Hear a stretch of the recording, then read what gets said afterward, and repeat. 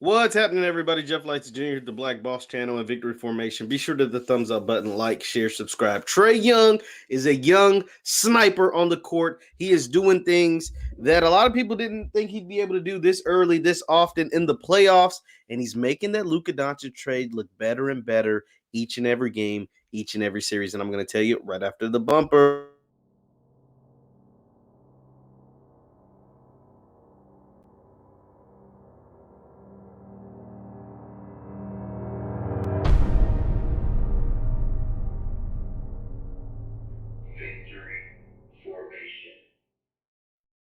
What is happening, everybody? Jeff Lightsy Jr. here with the Black Boss Channel and Victory Formation. Be sure to hit the thumbs up button, like, share, subscribe. Now, Trae Young and the Atlanta Hawks have tied the series against the Philadelphia 76ers 2-2 after their 103-100 win over the 76ers in Game 4. And Trae Young continues to improve these playoffs, his first time in the playoffs, and he continues to show his value. He continues to show his worth. He continues to show why he was a top 5 pick in the NBA draft in 2018. And he's making that, even though Luka Doncic is a better player, I'm here to admit I've always been a Trae Young fan, and I was skeptical of Luka at the beginning. Luka is a better player, but Trae Young is no soup sandwich. Trae Young, even though he shot the ball horribly, don't get me wrong, he shot it pretty bad, 8 of 26. He still finished with 25 points.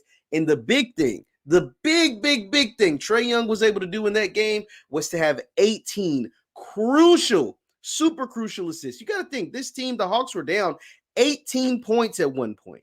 They were down 18 points at one point, and then they were down 13 points at halftime. John Collins dominated in the third quarter. I watched this game. John Collins dominated in the third quarter. And Trae Young's pick and roll ability, Trae Young's ability to get in the lane and make those floaters is what kind of put them over the finish line in the fourth quarter. That and the fact that Joel Embiid is hurt. I'm not going to act like Joel Embiid's injury does not matter in this series, because it does. The man went 0 for 12 in the second half. The man had to go to the locker room before halftime. And then in the second half, went 0 for 12, including missing a potential game-winning layup, or potential go-ahead layup, rather.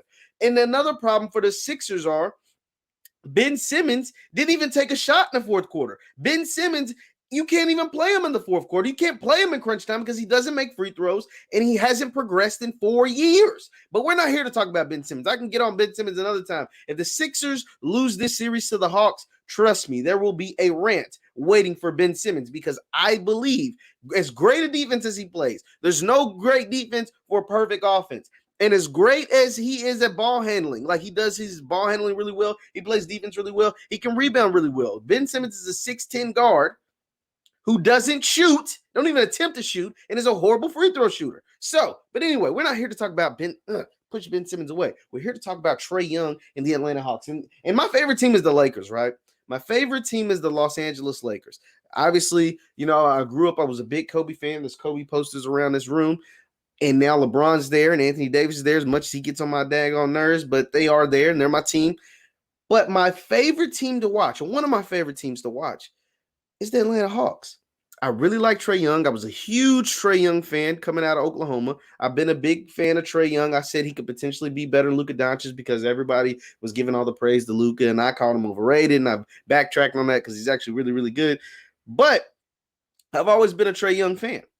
Even I didn't expect Trae Young in this super young, albeit super talented Atlanta Hawks team to be this good this soon. Yeah, I think they were just they've been in the lottery like every year for like 10 years, right? Like they haven't been good since Budenholzer, who's the coach of the Bucks, was their coach, and they had like Al Horford and that little makeshift team that was number 1 in the East about 5-6 years ago. But since then, they've been in the lottery every year, including picks of Cam Reddish, DeAndre Hunter, Trae Young, Kevin Huerter was one of the first-round picks. And now they made the proper acquisitions, going out and getting Clint Capella, going out and getting Bogdanovich, obviously letting Trae Young run the show, Solomon Hill signing, trading for Lou Williams. Like, they made these moves, drafting John Collins. He was a lottery pick too. They made the proper moves, getting rid of Lloyd Pierce. No offense to Lloyd Pierce, but he wasn't getting the job done. Inserting Nate McMillan. And now they are actually an Eastern Conference contender. And I think it's premature. I honestly, think about it. Most times in the NBA, young talent doesn't progress this far, right? If the Hawks make it to the conference finals, honestly, they'll be ahead of schedule. Their best player is only in his third year. He's 22 years old, right? And all of the supporting pieces are babies. Cam Reddish, DeAndre Hunter, Clint Capella is more of a veteran. Kevin Huerter is a baby. Gallinari's more of a veteran. But Bogdan is still pretty young. He's a veteran, but he's still pretty young. The Hawks are ahead of schedule, and I really like what they're doing. Shout out to Nate McMillan. They ran him out of Indiana, even though all he did was get him in the playoffs. They replaced him with some dud, and now he's fired, right? And Nate McMillan is potentially on his way to the Eastern Conference Finals. Now, if Joel Embiid is healthy, I think this is a different series. But the fact that he's not, and hey, that's no fault to Atlanta. And Trae Young is continuing to play. And the thing is, Trae Young hasn't even shot the ball very well in this series. If Trae Young starts to get his jumper right, start to get his shots to fall, adding with his playmaking ability, because even though his jumper's not falling, he's affecting these games like crazy. 18 assists is crazy. And the way he's able to get in the lane, exert all the energy of Ben Simmons and Matisse Thybulle, trying to guard him, run around these screens and get in front of him. He's a problem. He is a sniper. He is an assassin. He is a killer. And I think the Hawks have a very, very bright future ahead of them. Leave your thoughts in the comments down below. Once again, I'm Jeff Lightsy Jr. at the Black Boss Channel and Victory Formation. And follow us on Instagram at VF Sports Show. We post content on there all the time, pretty much every day. And we post clips of our videos. Thank you guys. Hit the thumbs up button on your way out. Thank you guys for tuning in. I'll see you next time. VF Sports Show on Instagram.